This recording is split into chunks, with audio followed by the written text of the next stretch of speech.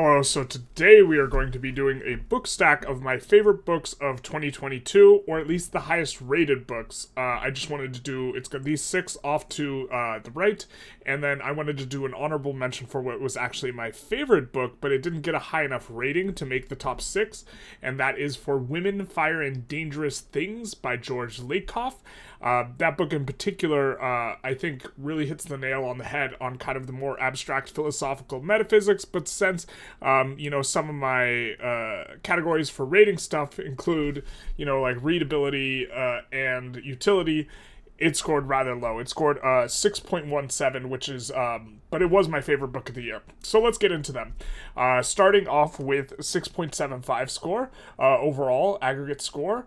We have Noise by Daniel Kahneman. Huge fan of his other book, Thinking Fast and Slow. I also thought Noise was quite good as well.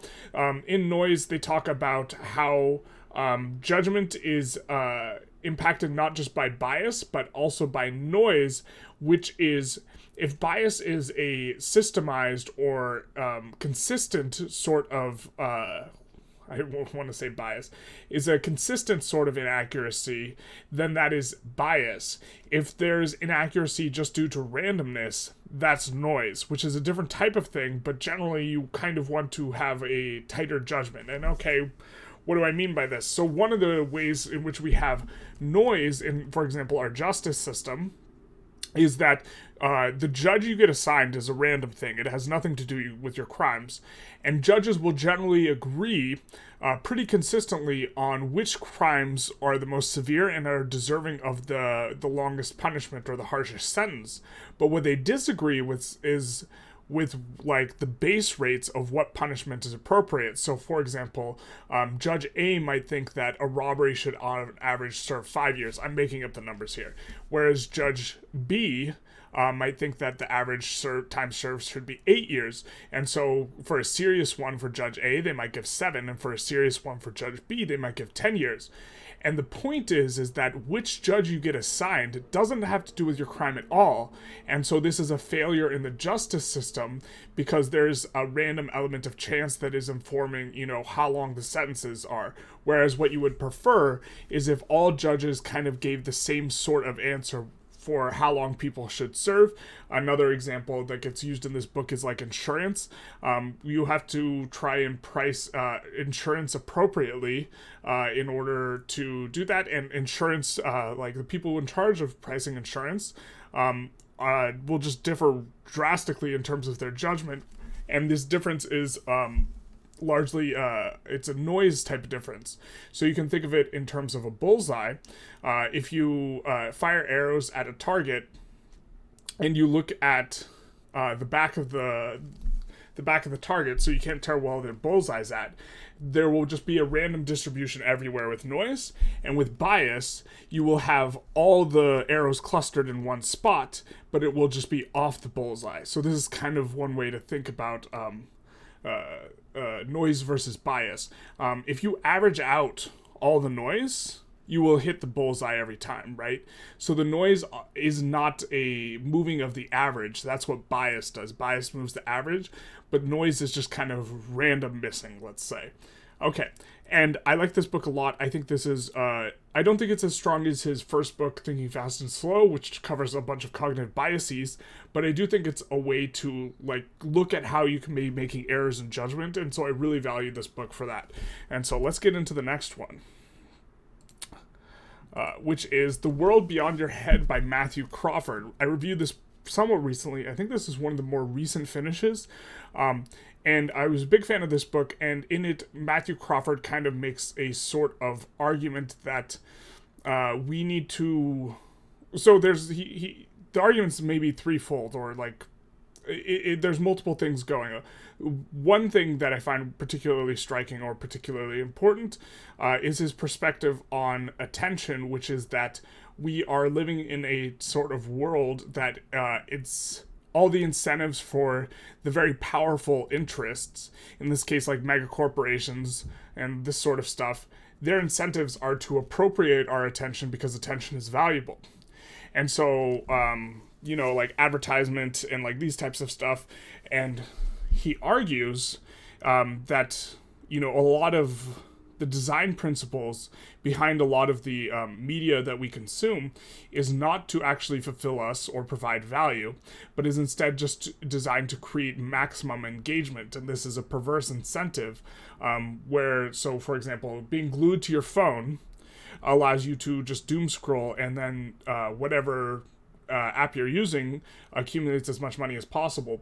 But this isn't necessarily the most fulfilling for you, and so it's like a bit of a perverse incentive. And these mega corporations have, design teams and like iteration and like all these things that allow them to basically hijack kind of the human psychology. So he makes this sort of argument that we live in a time of appropriating attention, and that attention is a valuable resource. And then he goes on to kind of make a little bit more, I wish I could summarize it a little bit better. Now, I don't feel like I fully remember the book, even though I've talked about it and read it a couple times. But he goes on to make a sort of argument that a sort of fully embodied experience is important, and that what we have the tendency with technology, the second part, I guess, would be that what we have in terms of tendencies for technology is to become increasingly disembodied from our own physical experience. And so an example he mentions is that cars are increasingly they give increasingly poor feedback in terms of how they feel to you, like physically, as the user, and are increasingly mediated by, better and better like suspension and like audio dampening and like these types of things. He talks about how like EVs have, or some sports cars are not loud anymore and they don't have the rumble, but you can turn on a rumble mode which like just makes it sound loud artificially, and these sorts of things, how there's just a dissociating from like the physical, and he thinks that the physical is extremely important. The entire maybe back fifth of the book is about just organ making, just the craftsmanship of organ making, and it's kind of a performative chapter in a sense, or section. I think it might be multiple chapters, I can't quite recall, in that he thinks that people, as much as they can, should return to a physical craftsmanship because it is more connected to the real world and is not this disembodied type of experience. And so he talks about how attention is critical. This is kind of the argument that I'm primarily focused on. I think his primary argument is that, or his primary point of discussion is the dissociating from, the tendency for the modern world to just dissociate us from like lived experience, as well as the encouragement to return to a lived experience that is very embodied and not dissociated. And he also talks about how like, we're dissociated from each other, values, family, like this type of stuff. But very interesting read. Would recommend. You can check out my review on that for something that is a little bit more a better summary. Okay, next we have, with the same score, so 6.75 again, the Checklist Manifesto, which I was pretty pleased with this book. I thought I scored a little bit high. Maybe towards the end of the year I was scoring things a little bit high. And perhaps World Beyond Your Head should have scored higher on overall. But one of the reasons I really like this book is because it's very simple, very easy, very approachable, and this sort of thing. World Beyond Your Head is not particularly approachable. In the Checklist Manifesto, the author, who I don't know how to pronounce his name, I think it's Atul Gawande, not really sure, makes a sort of argument that checklists are a really, really good way to increase efficiency and not make errors. And he talks about, in particular, the two like really, really striking examples are the aviation industry, where they have these monstrous checklists for everything they do, and every time there's an accident, the federal, I forget the name of the whatever body is responsible for airline safety, but they just like do an inquiry, they try and figure out how you could prevent this, and then they try and compartmentalize it into a checklist of things you could do, and it is extremely effective. Airline travel is extremely, extremely safe, and it's on the back of this sort of procedural checklist thing. Another one that is particularly striking is in medicine, there's a lot of checklists that are required for doctors, and the doctors initially like oppose like the instituting of a lot of these checklists, but they become profoundly important for like decreasing Deaths, like one of them. I think the biggest one might be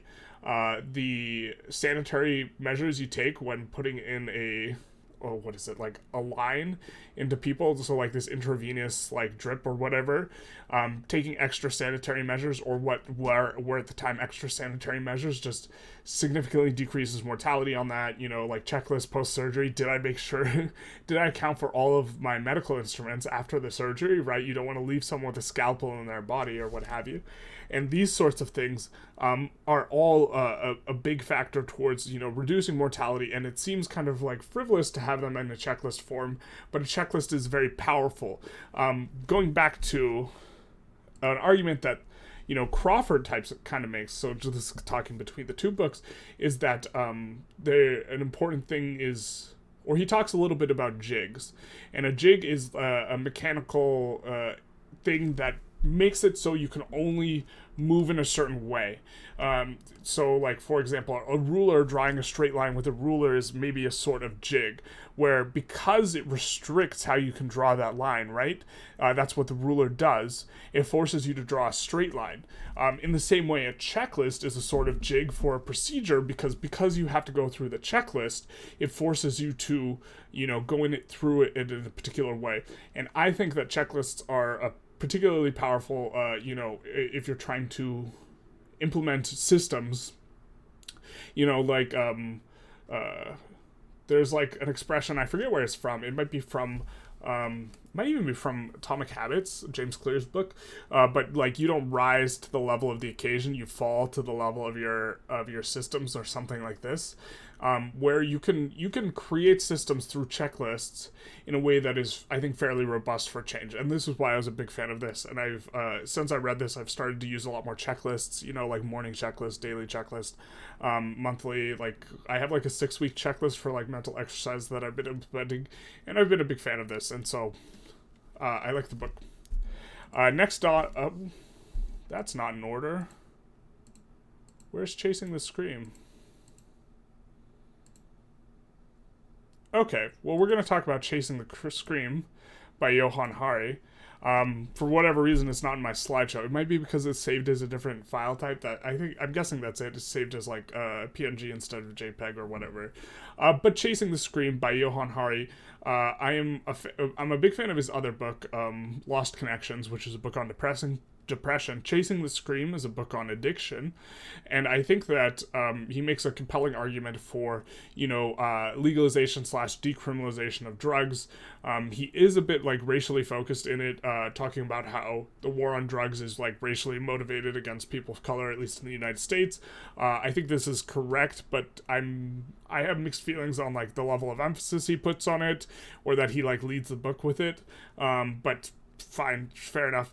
I think that he's correct in talking about those sorts of things as well. For just about every metric you have for wanting to engage in the war on drugs is just not effective. It doesn't really make people consume less drugs. It doesn't it doesn't decrease crime, it increases crime, because you just have to look at like prohibition and see what's happened.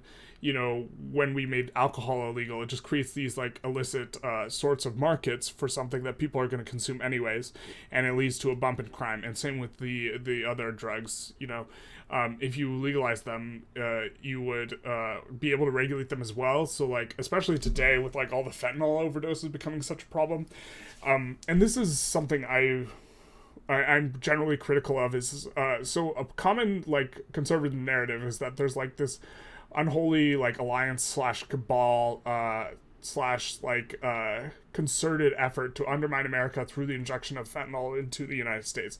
And now I agree that fentanyl is getting in the United States and it's killing a lot of people, but it's the intent, like the coordinated effort between the Mexican cartels and like China, as if just because the precursors to fentanyl or fentanyl itself is manufactured in China and then shipped to Mexico and then distributed in the U.S. doesn't mean that there's like an intentionality between both parties to specifically undermine the U.S. It's about making money, right? And so there's not like this insidious plot to undermine America. But the point is that it's not...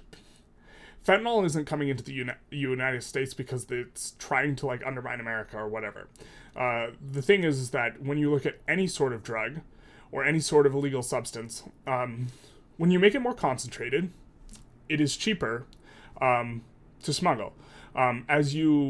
If you look at back at Prohibition, almost all the alcohol they made in Prohibition that they had to smuggle would be like 200 proof, like basically 100% alcohol, and then they'd water it back down. Why? Because it's cheaper to smuggle when it is extremely potent. And so fentanyl is effectively just like, it's an oversimplification, but it's like more concentrated heroin.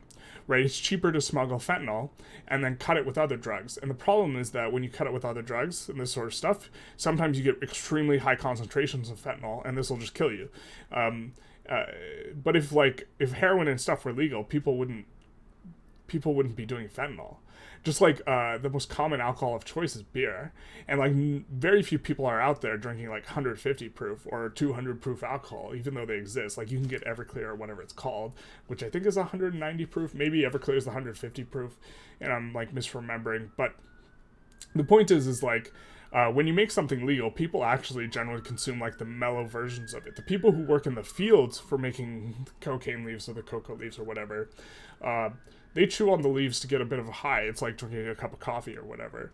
And so I think that, like, if you legalized cocaine, for example, it wouldn't be people just rampaging on cocaine. It'd be people drinking Coke with the Coke back in it. That's Coca-Cola with the cocaine back in it. This sort of thing. And also, if you legalize stuff, then you can regulate it. Then if someone has a fentanyl overdose, right, and then you can sue them, right, if their concentration of their fentanyl or whatever was too high. Also, I think that people just would stop consuming fentanyl.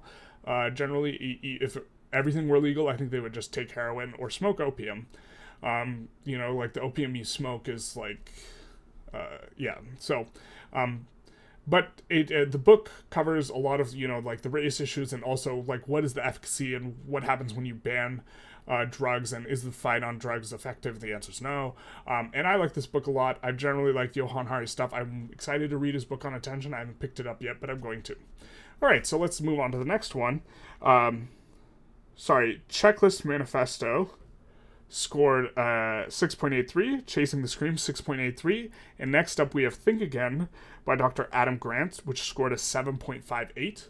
Again, this is just an aggregation of some various metrics I'm judging the books by, which don't always spit out like the type of score I'd want. But okay, Adam Grant's book Think Again is all about rethinking, as the title implies, and I do wish I could remember a lot more from it. I've recently read a book that covers a lot of the same material that Think Again covers, and what it covers is like kind of the wisdom of crowds, I think is the name of the book that I recently read.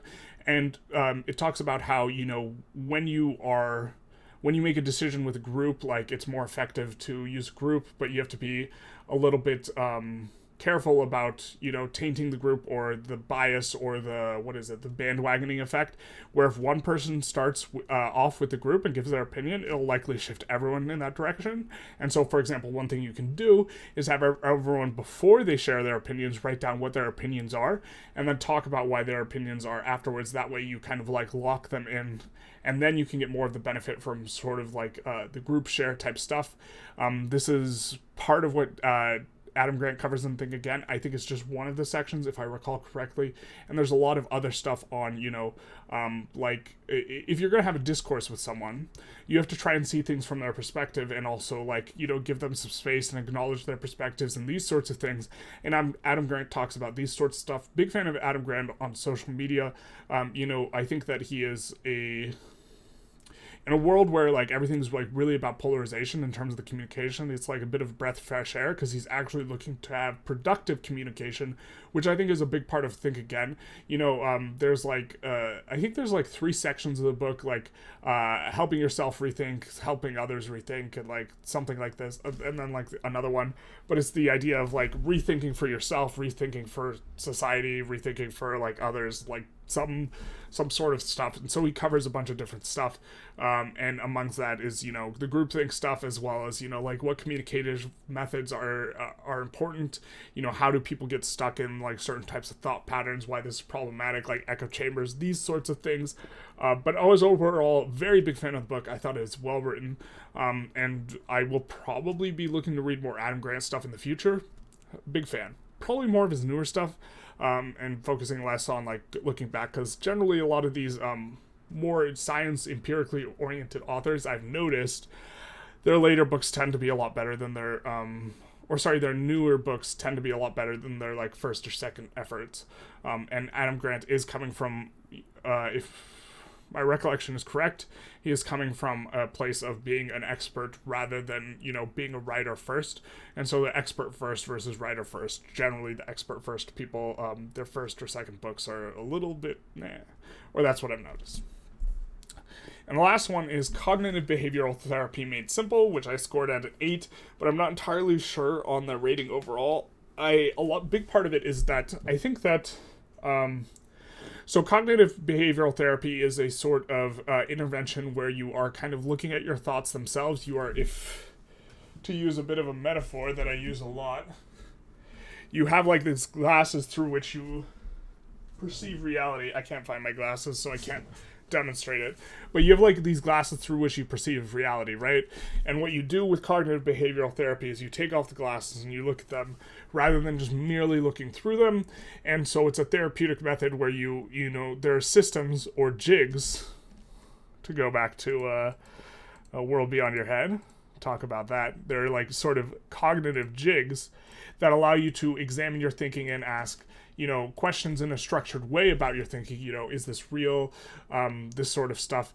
And so it's a very effective therapeutic intervention. And I generally think that everyone should be exposed to it, at least conceptually. Not necessarily have to engage in the practice, but I think it's a really kind of a big miss to have never looked at any of it and never tried it out. And so this is a big reason why it scores high. I think this is one of the highest scores I've given on utility on a book ever. You know, if I were to pull up the scores, it'd be something like this.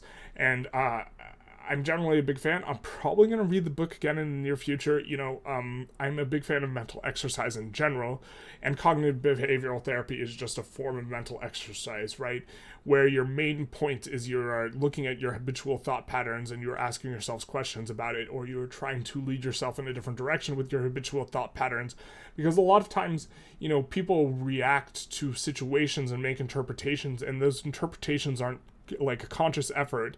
And so taking a little bit more time to pull off the interpretive lenses and look at them, I know this sounds a bit abstract, but, you know, can really help, you know, your ability to change the way you're processing stuff. You know, the human mind is incredibly flexible, but if you don't feed it the right sorts of information, you won't be able to get the types of results you want.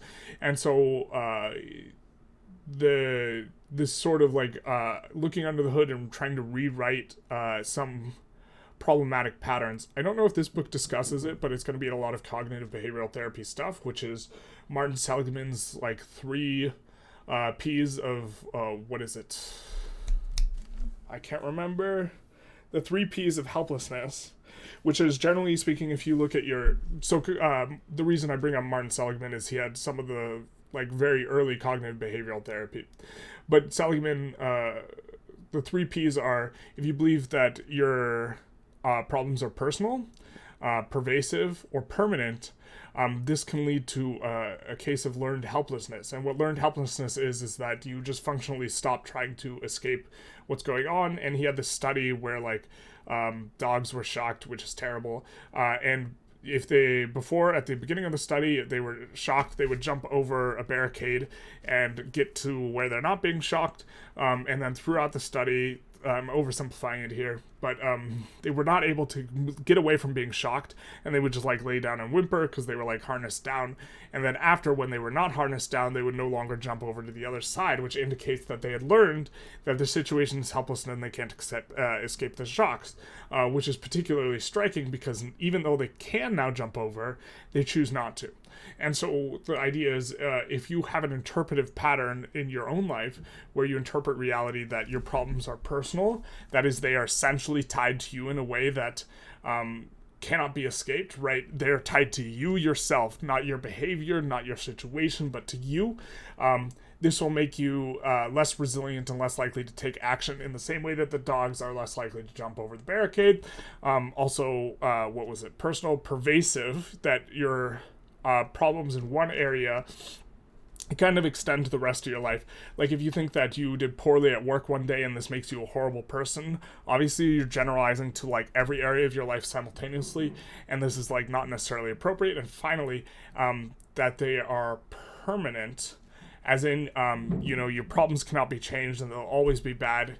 Or if you like perform bad, it's like you're bad forever. Like these three patterns will tend to lead you towards learned helplessness. And what you can do in cognitive behavioral therapy is, like, when you make a negative assessment about something that's going on, asking yourself, am I viewing this like too personally, too pervasively, too permanently? Like, this is an example of what cognitive behavioral therapy can look like.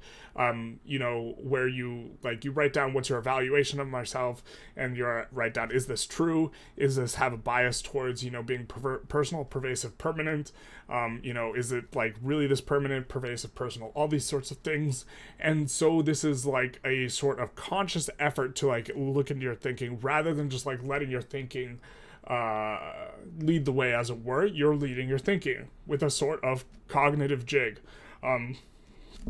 Anyways, these were my top scoring reads of 2022 in terms of the way I scored my books.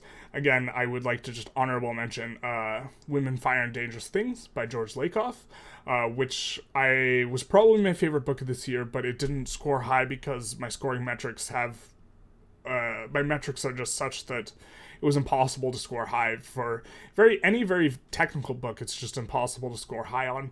And Women, Fire, and Dangerous Things is definitely a technical book, which I think is somewhat appropriate because I probably could read all of these books in the time it took me to read and process Women, Fire, and Dangerous Things. It's like a 600 or 700 page book. It's a lot more technical, especially the end stuff, which is much more technical with the linguistics rather than the philosophy or the metaphysics. But anyways, I digress. This is my book stack, or book collection, for my favorite books of 2022. If you enjoyed it, feel free to like, comment, or subscribe, or these sorts of things. Also, if anyone has a suggestion for the type of book stack they'd like to see, I'm more than willing to take suggestions or these sorts of things. Yeah, I think I covered everything. And have a good day. Bye-bye.